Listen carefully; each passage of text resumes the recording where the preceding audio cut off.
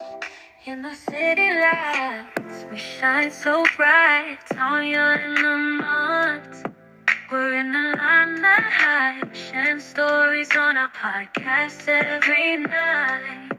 Spreading love and soul, our words take flight. Talking about love, we keep it real and raw. Through the ups and downs, we stand tall. Our voices blend like a sweet harmony, touching hearts, creating unity. Dive deep into emotions, no filter inside. All yours honesty, on soulful inside. Exploring love's highs and lows. It's our mission, connecting souls to heartfelt conversations.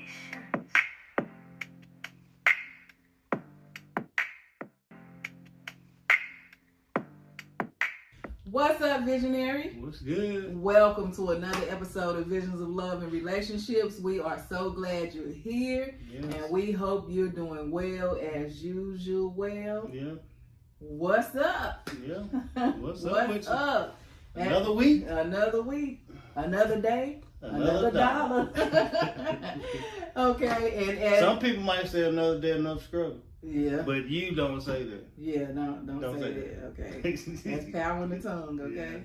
Yeah. All right, so we under construction. All right, Mhm. so if you was with us last week, you know we started our marriage maintenance series, okay? The 4 M's Of of marriage. marriage maintenance, all Yeah. right? Let's maintain this marriage. Yeah, and we talking about the mindset. Yeah, which is something that you definitely got to have Yeah. for a successful marriage. You Yeah. have to have the right marriage mindset. Yeah, joining the us mindset instead of the me and you mindset. Right. Or the I mindset, Yeah, because or it the ain't I. no longer I. Yeah, there's no I in team. It ain't. Ain't no I in we. No. Ain't no I in us. Okay. So which brings us to what we wanted to talk about this week. But Yeah. before we get into the topic, let's Let us talk. know what some of y'all. Yeah. How was your week? Yeah. Go. Or what? Put in the chat if where y'all some of y'all coming from. Yeah, where you coming from? And how was your week? Right. And if it was good, go ahead and throw that heart. Yeah. Throw us a heart down there. All right. So our week was a little busy. As you seen in a video that we put up before, we got a pallet. Yeah. That's some of the things we do in our business together as a married couple. Mm-hmm. We go, we conquer, and we build, okay? Yeah. So that brings us to our topic for this week. Did I ain't say that, did I? No. I feel like I said that, No, I but don't think so. which brings us to the topic of the week, which is money moves Money for moves. marriage success. Yeah. All right, so And money moves that you don't want to make for yes, marriage success. right, Because we made a lot of errors in our relationship starting off. Yeah. And there was some habits that you brought into the relationship yes, that we had to break early to actually get things going in the right direction. yeah. And there were some habits that you brought in the relationship too that, you know, I had to with money that made me want to spend. Yeah, that dough. Yeah. That's a joke. He ain't have a habit, but he did have, money. Yeah. But the thing that I loved about it is that you wouldn't be able to tell that you had, this money, even though, the lifestyle, the way you were getting the money wasn't, wasn't legal, but at least you wasn't, Yeah. And all that money back in the day that I know a lot of people go through when we was growing up was wasted. Yeah, I wish I still had it, but whatever you get in the streets, you gotta leave in the streets. that's right. And you do still got the good takeaway Yeah, is that we got the now knowledge. we got you got the knowledge, and our main business, you bring the same skill set into it, and you flip that thing, you make that thing grow, then you go back out and get another pack. Yeah, a service is a service. Legal. Yeah. Okay. So and it's been really interesting and really and really fun to watch you growing that way. Yeah. And also, it's been fun for me, for you, you know, teaching me some things and helping me grow in that way. So that's one of the things you got to do as a married couple. You have to see where one is slipping in and bring them up. But the person got to be willing to let you. Yeah. Yeah, you got to be willing to let them. But hopefully if you married, you willing to let, you know, don't take it personal. Yeah. If your significant other telling you spending too much or, you know, you... Especially if bad habits hurt both parties. You know what I'm saying? Sometimes bad habits don't hurt both parties. But if your bad habit hurts both parties from growth, then it's a bad habit that needs to be fixed. Yeah. You know, yeah. And spending is one of them. Yeah, it is. And I also know that one of the things that I said is that, baby, if we get this house, that's all I want. I won't spend nothing else. Yes, you want a car. No matter how big of the house you get, you always find a way to fill it. Yeah, we've definitely filled it. Yeah. Anything. You get a car, you always find a way to fill it. Yeah. But speaking of cars, I think cars is probably one of our biggest mistakes that we made. Back in the day. Yeah. When we got our first,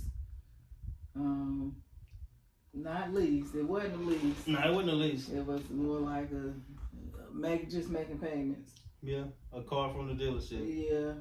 And we didn't even know soon as we drove off that mother depreciated. Yeah, we thought we were doing something. Yeah, we were doing it big. Until probably about 4 or 5 years later, we went to go try to trade it in, and we were still making payments over about $8,000, $7,000 on the car. And they said, all we can give you is $2,000. Yeah, that was devastating. That was real devastating. Yeah. And again, if you didn't hear what he just said, he said we owe $8,000. Yeah. And that was gonna only give us $2,000. Yeah, and I think a lot of people make that mistakes of when you first getting together, y'all need a car, and when you doing things out of urgency always make you make a desperate mistake. Right. That's a lot of times we go back and we regret it later on down the road.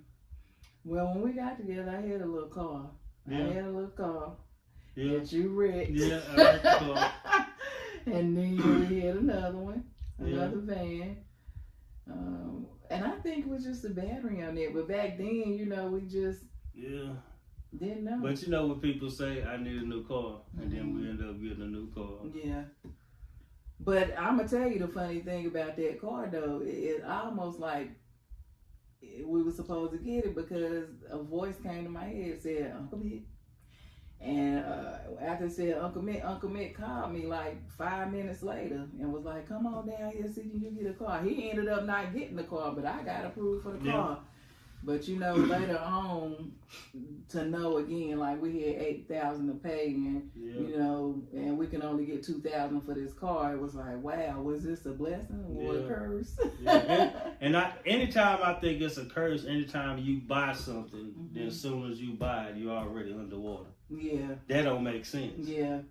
Now see, when you buy stuff, if you buying something with that thing, knowing that it goes underwater, you better be buying it just because you say, oh, I'm just gonna buy it. Right. Not thinking about getting no money back. Whatever you put in there, you're probably gonna get half of it or less than that back. Right. And with that said, that was our first repo. Yeah. But we did that in repo. We did a voluntary repo. And see, sometimes you got to sometimes you got to go down to get up. To get back up. Absolutely. It was like one of the best things that we could have done. Yeah. So yeah, we voluntarily let them come and repo.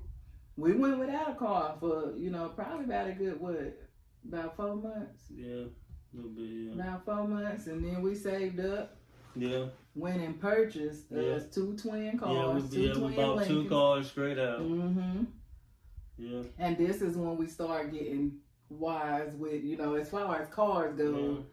We're like, shoot, we can go buy us too. We went and bought us too. Yeah, and I would say, like I said, the biggest thing I think that people fail to realize is you really start banking the value for the car that you buy after you done. If you making payments on the car, you don't reap the value till 5 and 10 years after you done paying for the car. Yeah. The name of the game is to get a good car, a decent car, and to keep that car as long as you can without spending money on another car. I mean, we got a Tahoe. I got a Tahoe, 97 Tahoe out there. We done had that car about. Yeah, we done had it 11 years.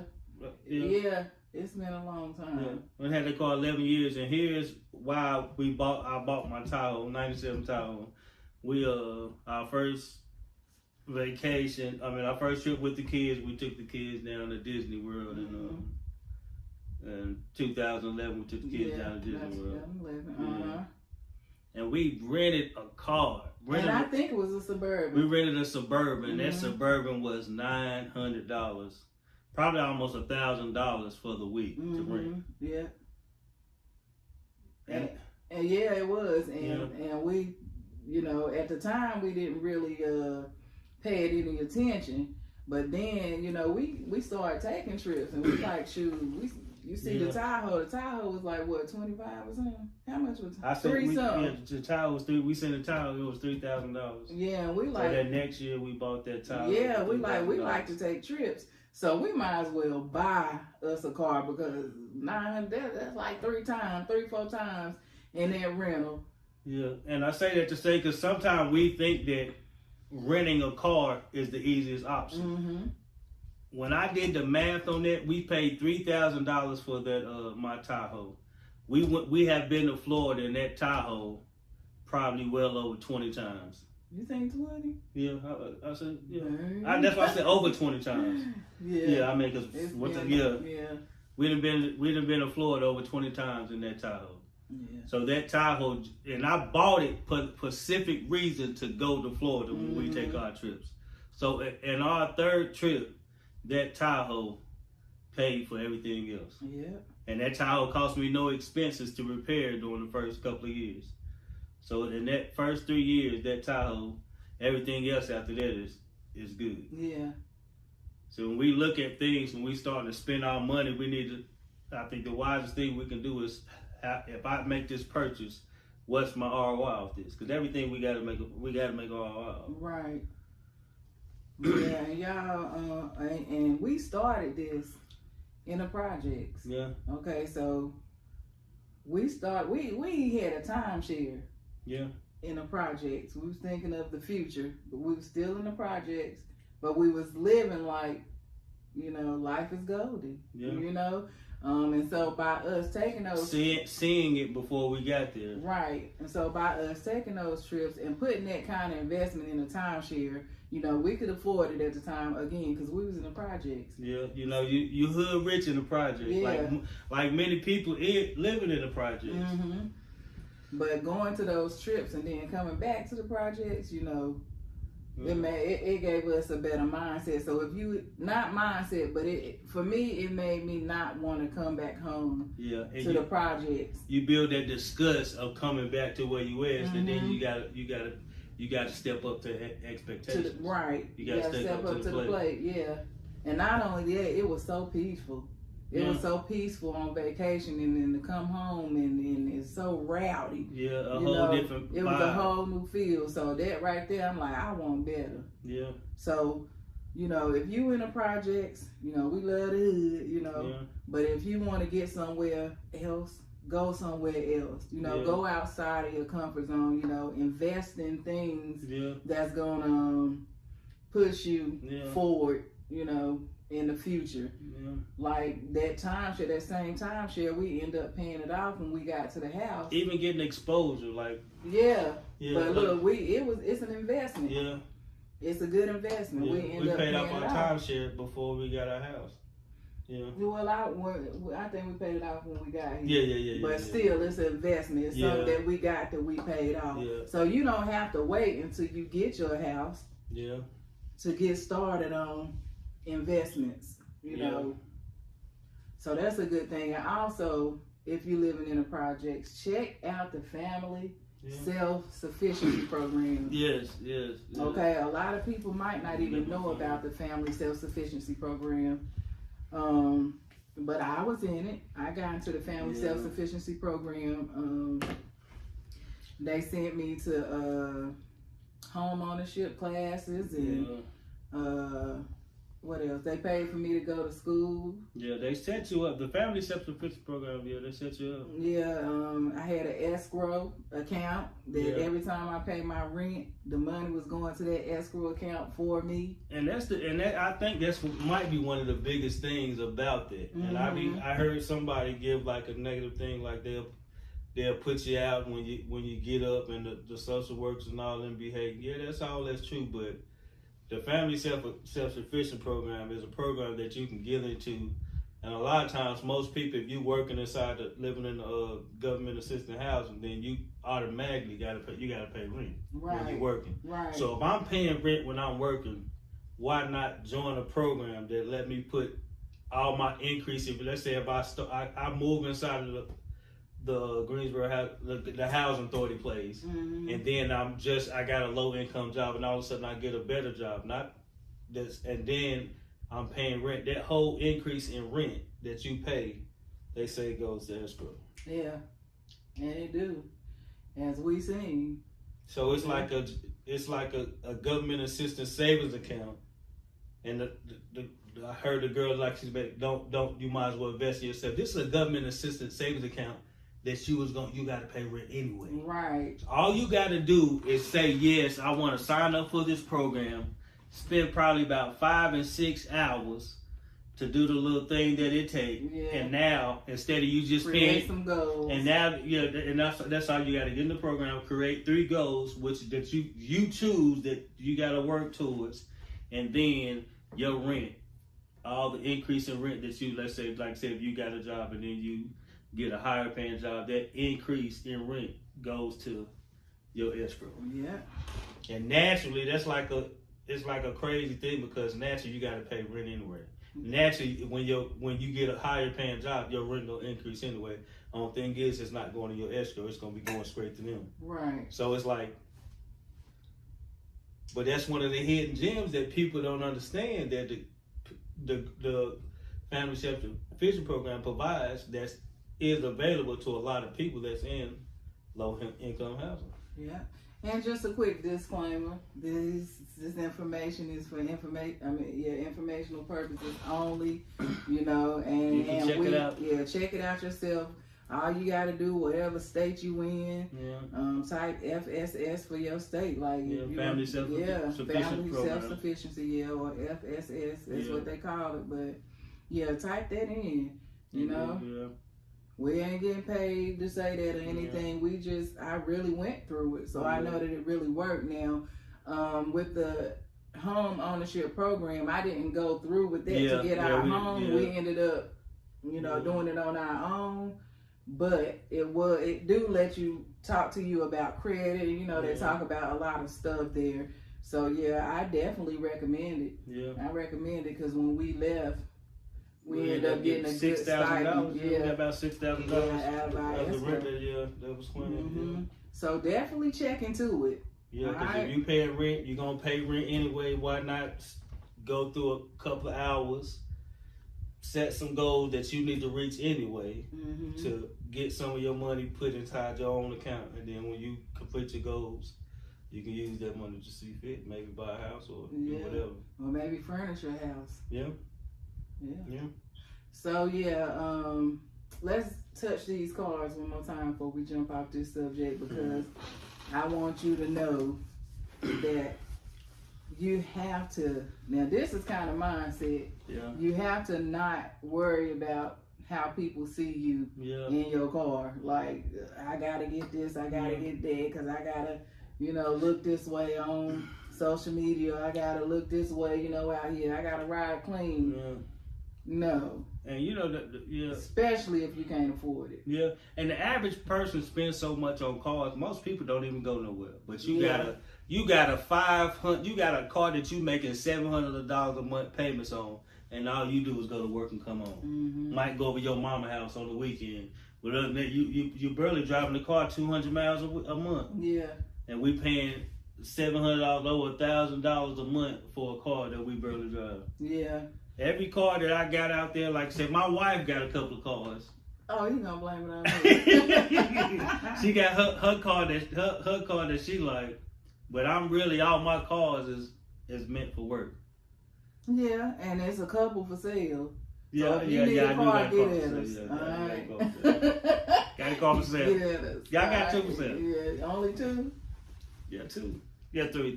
Yeah, I'm like, yeah, because you know, unless you're gonna keep that one. No, you said I'm saying because, like I said, you gotta switch. Sometimes, man, like I said, most people don't drive. Like I only drive 1 car. Yeah. Even though I got, like I said, I got 3 cars out there trying to sell. But okay, so that's an understatement. But I wanted to say that to say the reason we got these cars is because we don't rent or lease or rent. You know, we don't pay on cars. We buy them straight out. Yeah, and that's what I believe. And then make them look good. Yeah, I see a lot of people. Some people believe that, like I said, if you got a certain amount of money that you can afford for a car. But I believe if I got the money to buy that car straight out, and that's money that I frequently have, then I can afford the car. Yeah. But if I don't got that money to buy it, so if I see a Mercedes BM AMG and I got $30,000-$40,000 to buy this car, this not my last $30,000, and I'll be getting $30,000 frequently, then I say I can afford this car. Yeah. Yeah. Otherwise, nah. Nah, because as soon as you buy a car, that car is most people pay 7% interest on the car. Yeah, and most people, and they got a look. They got that look. They be like leaning back. They be riding like that through the hood like that. You know, like cornball. It be looking so cornballish. So yeah. Anyway, I had to say that because I can tell you making payments when you do that. Yeah, and I'm not impressed by a car that you got from the lot that you still making payments. Yeah, because it ain't yours. Because it ain't yours. That don't mean that because you can afford the payments right now. Right. Because everybody can afford the payments when they first starting out. Right. Let me know when your baby is paid for. Then I say, all right, we doing good because you got a nice brand new 2023 car your baby paid for. Right. But the average person can't pay for a car straight up. Yeah. But some people might just want to lease. Some people be leasing just to get different cars. You know, different kind of cars. But you gotta choose. 6 months. You gotta choose your hire. Yeah. I think so many people fail to choose their hire. What I mean by choose your hire, if you want a nice car, have a less expensive house. Right. If I want a nice house, I don't need an expensive car. Less I can afford it. But most people try to have both. Right. And that's when they collide. Most people you can't afford both. You better choose. If I would, like me personally, I'm gonna live frugal. I'm gonna have a nice car. I don't want to have a big house that have me a big bill. Why? Because I want to be able to go. I want to stay here, but also be able to afford to go somewhere else and stay for a month. Absolutely. See, most people stretch themselves in one place, so they're not able to travel and go different places. Yeah. See, we don't make a lot of money, but because we live frugal and we spend cash and our house is decent house, love for us, but we able to take extra vacations. Yeah. Go somewhere for a month, 2 weeks, 3 weeks. Yeah. And I wouldn't recommend getting no big, I ain't gonna say big whopper, but being settled at a house with a whole bunch of, that costs a whole bunch of money because you really do get tired of it. Especially your first Just house. like a car. If you that type of person that like to have different cars or the best car out there, you're gonna get tired of that, especially your first house. Yes. You're gonna be ready to upgrade, you know. So make sure you buying something nice and decent for yourself. Yeah. Same thing. I would rather, pay mortgage over rent. Yeah. It's a little craziness right now. But but like I say, different places. Yeah. Like I said, you hear a lot of people say stuff is too high, but everywhere is different. Yeah. Like we live in our simple location, you can still get a nice house for $150,000 or $170,000, $180,000. Yeah. It's about 180. Yeah, about 180 now. But the time to buy once the interest rate, hope the interest rates go down. The time to buy is soon versus later. You can't keep waiting to buy something. And the name of the game is to get inside something cheap and then you work your way up. So many people, like she said, you be ready to switch up so oftentimes. They said the average person, when you buy your first, especially if you're buying your first home, then you normally stay in the home 5 to 7 years. It's a time when you be ready to switch up. So never think, especially guys, when you buy your first home, that this is my forever home. Right.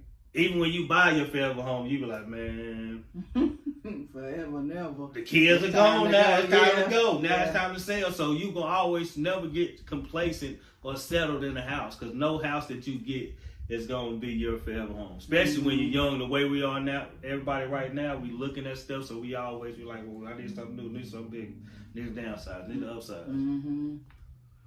Absolutely.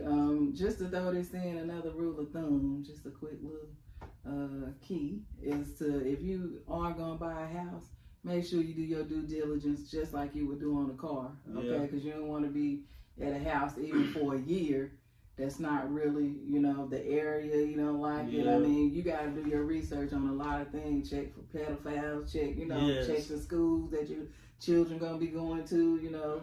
Check the location out. Make sure it ain't a floods on, you know, different things like that. Just, you know, check on it like you and your wife or you and your husband get together and do some research on that thing.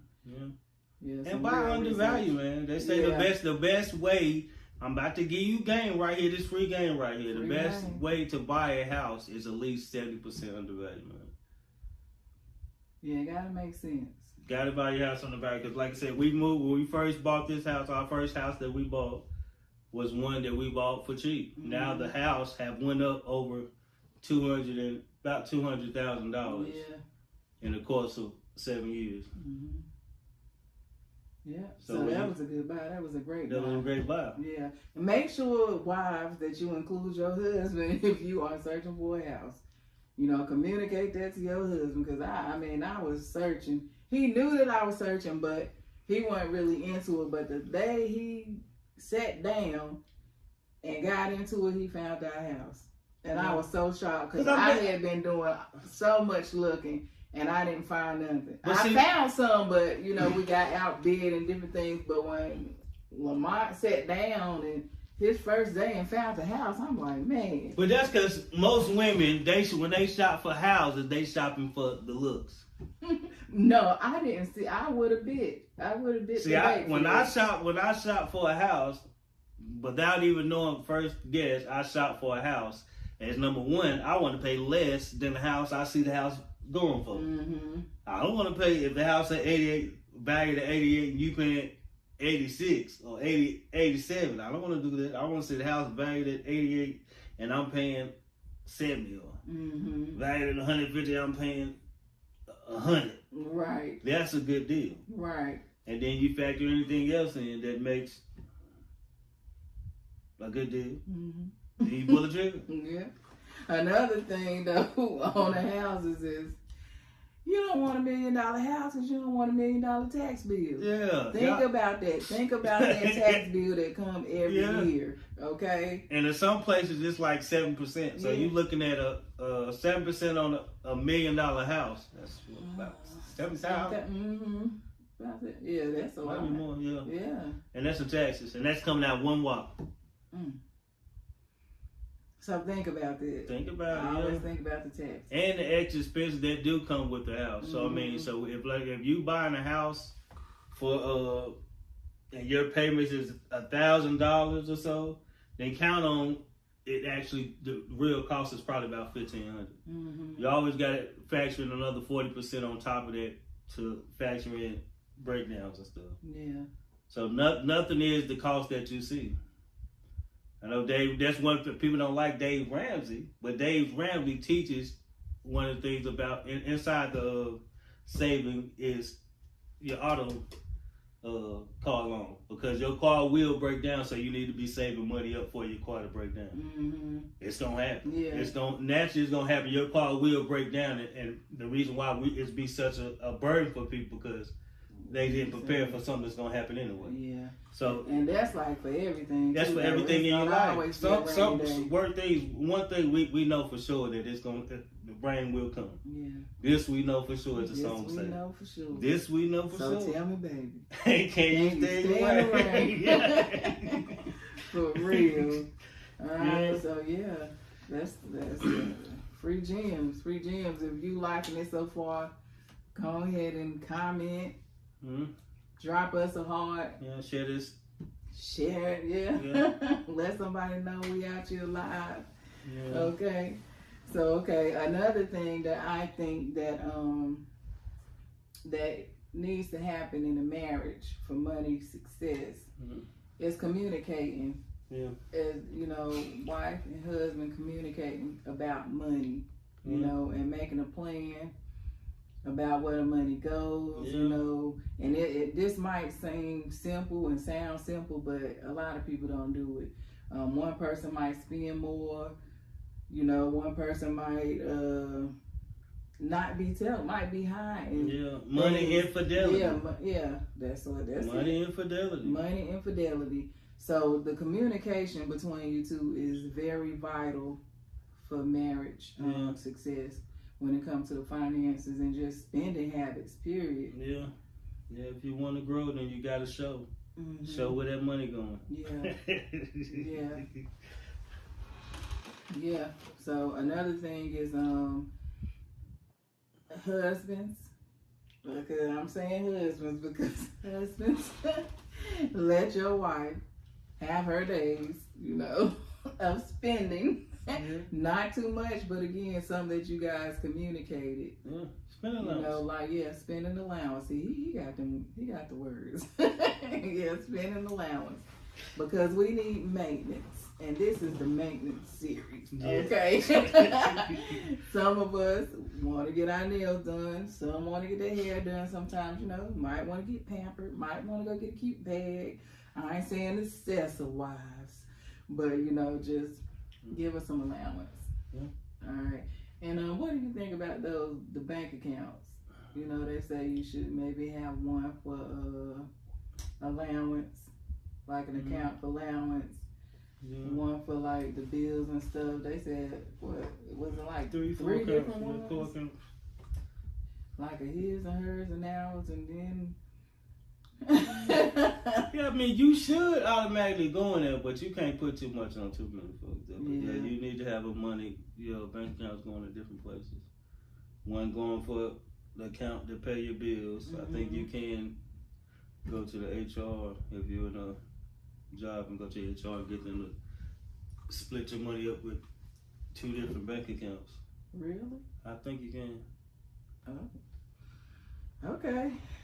But if you're not, you can also do a transfer, and the bank account let you do a transfer. I think you can schedule. You might can schedule a transfer each month, or you might gotta go in and do it maybe to transfer half your money in one account, so you're able to spend. That's good stuff. You see where your money going. All right, so. Ask HR if you're interested in, having 2 different accounts to put your money to different places. But one for bills and one for something else. Yeah. Do it. But if not, work out of that one. Because, some people struggle with one. Yeah. But we trying to help you get out of that one. Not, because you need that $1,000. Yeah. What did Dave Ramsey call it? $1,000 saved up. Yeah, emergency fund. Yeah, you need that emergency fund. So that should be in a different account than your regular money. And everybody should have $1,000 saved up. Yeah. Because that's crazy. We living in America, and we know more than a month in the pandemic, and the government got to send out help. Relief funds of $1,000 because America can't even keep $1,000. And people blow $1,000 easy. Yeah. People take a trip. Yeah, so people uppity. Yeah. I'ma tell you, people online, everybody up there, everybody got it. They uppity offline. They won't even use a coupon. That's I hope that ain't none of y'all. Some people will not take the time to use a coupon. And I do see people doing that.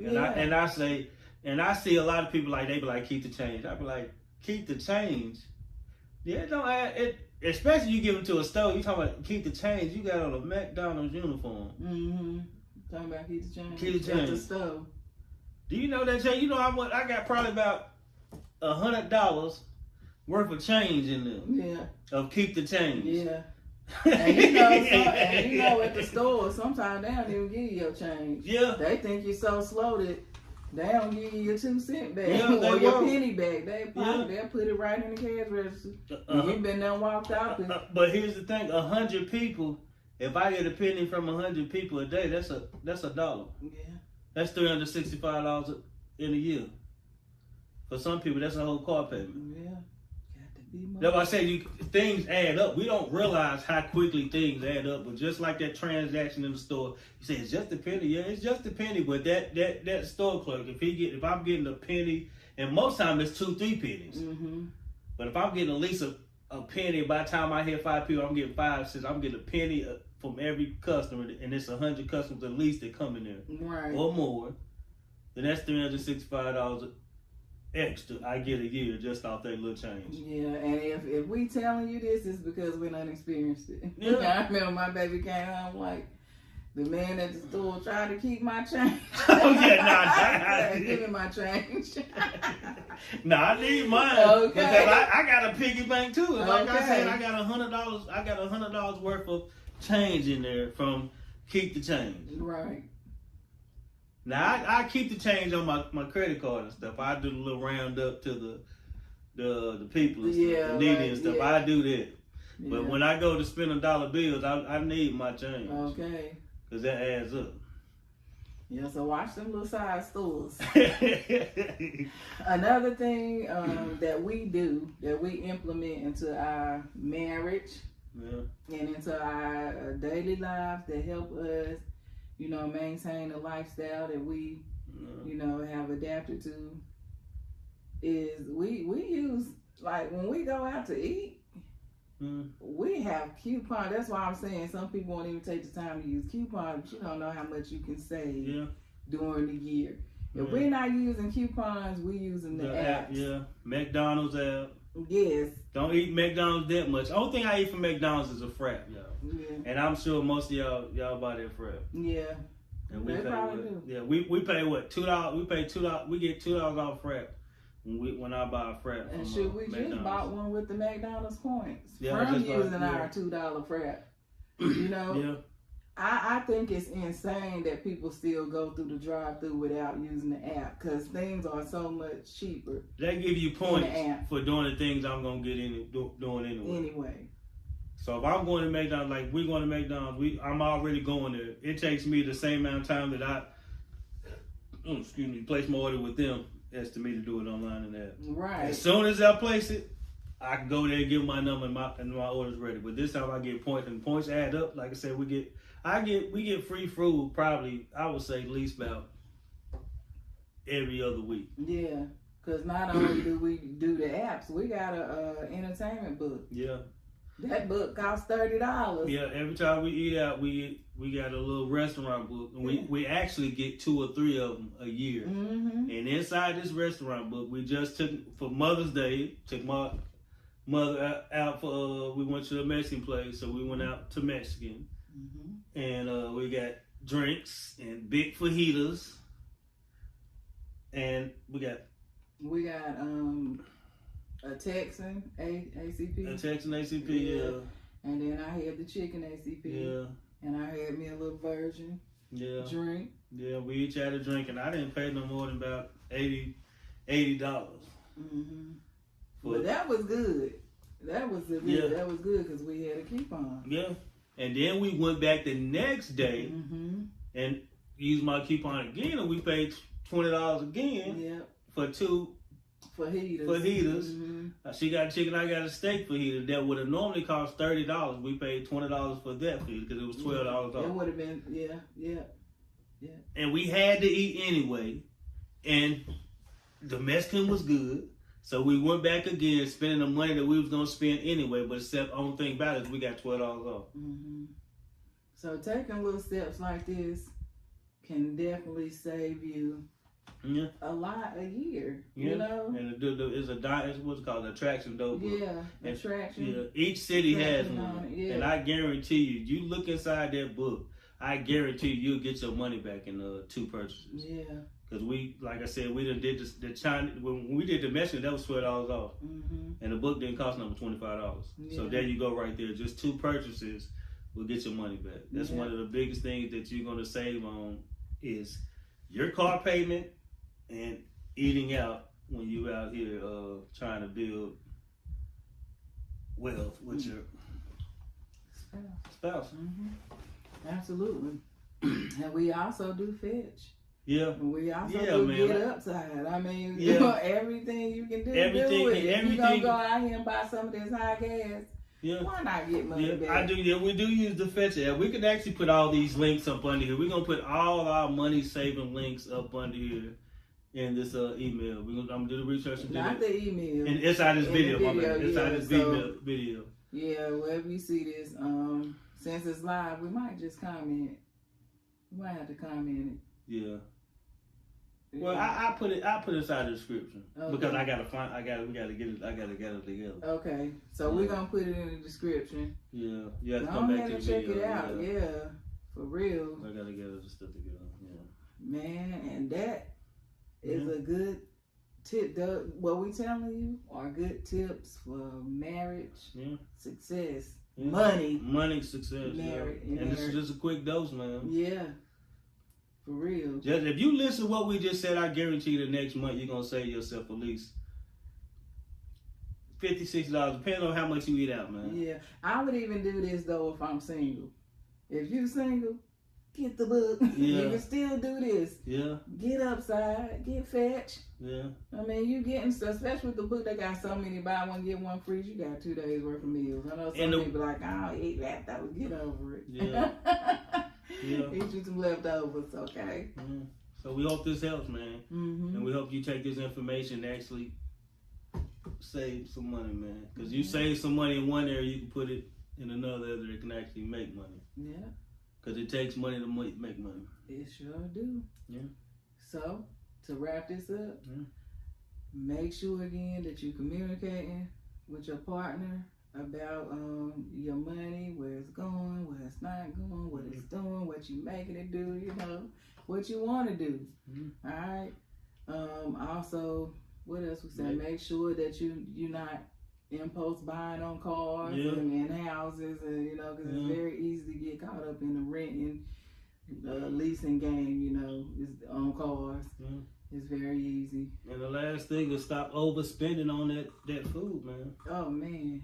Use your resources. Use resources. Yeah. Get the book. We're gonna put the coupon. I mean, the little app and stuff in the bottom of the thing right here. Get that and actually use that because they actually got food in there too. So every time we buy food, we get buy one get one free. Yeah. Or something off every time we make a purchase on food. And every time y'all throw away y'all receipt, we picking it up. Scanning it, bro. Because right now I got $30 right now. I'm probably gonna take my baby out to eat on with a coupon. And receipts that I naturally get. And easy money, man. And the attraction book it's not only food though, it's bowling, it's all kinds of fun stuff. And I never pay full price on nothing, man. Yeah. And I don't negotiate and hag like that. Okay. We just use coupon. Yeah. Take the time to do that. Yeah. That's where you have more money when you save money. And don't overspend on things that they give you coupons for. All right, so hope this helps, guys. We wish you much success and be sure to like, comment, share. All right. And this has been another episode of Visions of Love and Relationships. Yeah, let's maintain that marriage. We under construction. We doing some maintenance, baby. All right, and they had vision. And together they built the life that they love.